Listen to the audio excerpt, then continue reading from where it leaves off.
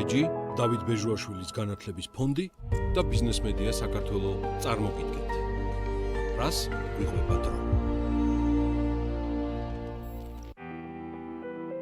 მე-19 საუკუნის მიწურულსა და მე-20 საუკუნის დასაწყისში მეცნიერები თანდათან აცნობიერებდნენ, რომ ცოცხალ არსებებს საერთო გეგმის მიხედვით ჰქონდათ აგებული ორგანოები, უჯრედები და მემკვიდრეობითი მახასიათებლები. თუმცა არავინ იცოდა ზუსტად როგორ ინახებოდა და გადაეცემოდა ეს გენეტიკური ინფორმაცია თაობიდან თაობას. დარვინის ევოლუციის თეორიამ მიანიშნა, რომ არსებობდა მემკვიდრეობითი მექანიზმი, თუმცა ამ მექანიზმის სტრუქტურა სრულად ამოუცნობი რჩებოდა 1953 წლის 25 აპრილამდე. სწორედ ამ დროს ჟურნალ Nature-ში გამოქვეყნდა სტატია, რომელმაც სამუდამოდ შეცვალა კაცობრიობის წარმოდგენა სიცოცხლის არსზე. სტატიის ავტორები იყვნენ ჯეიმს ვოტსონი და ფრენსის კრიკი, ორი ახალგაზრდა მეცნიერი კემბრიჯიდან, რომლებმაც საზოგადოებას დნმ-ის ორმაგი სპირალის სტრუქტურა წარუდგინეს, რომელსაც ზურგს აწლეულების სამეცნიერო ძიება, შეუპოვრობა და აღიარებისთვის ბრძოლა უმაგრებდა და რომელსაც ფესვები 1869 წლიდან გაედგა. იმ დროიდან, როცა დნმ პირველად შვეიცარიელმა ბიოქიმიკოსმა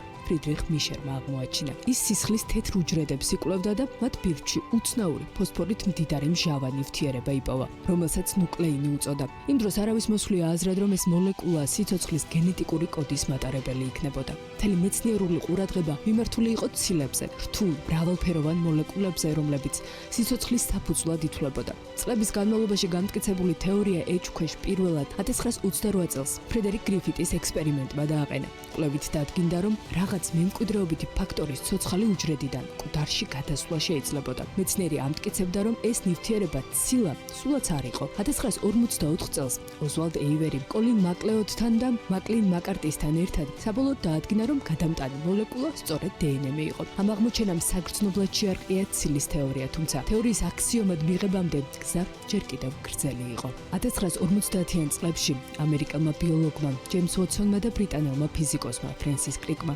პირველად წარმოადგინეს თავიანთი ცნობილი მოდელი დნმ-ის ორმაგი სპირალისა. ლაბორატორიაში ახალი ექსპერიმენტების ჩატარების ნაცვლად ვოტსონმა და კრიკმა დიდწილად შეაგროვეს და გაანალიზეს არსებული მონაცემები და ისინი ერთმანეთთან სრულიად განსხვავებული ახლებური ხედვით დააკავშირეს. დნმ-ის სტრუქტურის ამოხსნის ერთ-ერთი მთავარი გასაღები აღმოჩნდა როზალიnd ფრანკლინის დაკვირვებები, ქიმიკოსისა, რომელიც ფიზიკოს მორის უილკინსის ლაბორატორიაში მუშაობდა. ფრანკლინი იყო ექსპერტი მოლეკულების სტრუქტურის განსაზღვრის მძლავრი ტექნიკისა, რომელსაც რენტგენული კრისტალოგრაფია ეწოდება. ფრანკლინის კრისტალოგრაფიამ უოტსონსა და კრიკს მნიშვნელოვანი წარმოდგენები შეუქმნა დნმ-ის სტრუქტურის შესახებ. ამ წარმოდგენათაგან ზოგიერთი მოდიოდა ცნობილი ფოტო 51-დან, ფრანკლინისა და მისი კურს დამთავრებული სტუდენტის მიერ გაკეთებული დნმ-ის საოცრად სუფთა და შთამბეჭდავი რენტგენული დიფრაქციული სურათიდან.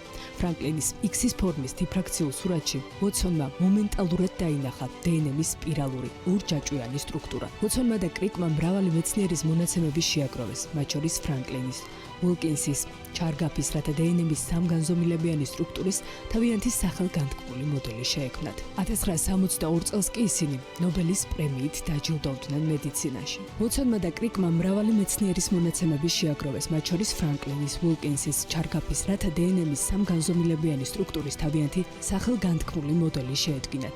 აღმოჩენას მალევე შესაბამისი აღიარებაც მოჰყვა. 1962 წელს ისინი ნობელის პრემიით დაჯილდოვდნენ მედიცინაში, თუმცა პრიზით გამყარებული აღიარება წილად არ ხვდა როზალიnd ფრანკლინს, რომელიც იმ დროისთვის უკვე გარდაცვლილი იყო. ნობელის პრემია კი გარდაცვლილ ადამიანზე აღარ გაიცემა. თუმცა ჯილდო ნაკლებად მნიშვნელოვანია იმ მიღწევასთან შედარებით, რომელიც ფრანკლინმა კაცობრიობის ისტორიაში დატოვა, რომ არა მისი ფოტო, ვერც დნმ-ის სტრუქტურა გაიხსნებოდა და ვერც სიცოცხლის საიდუმლო.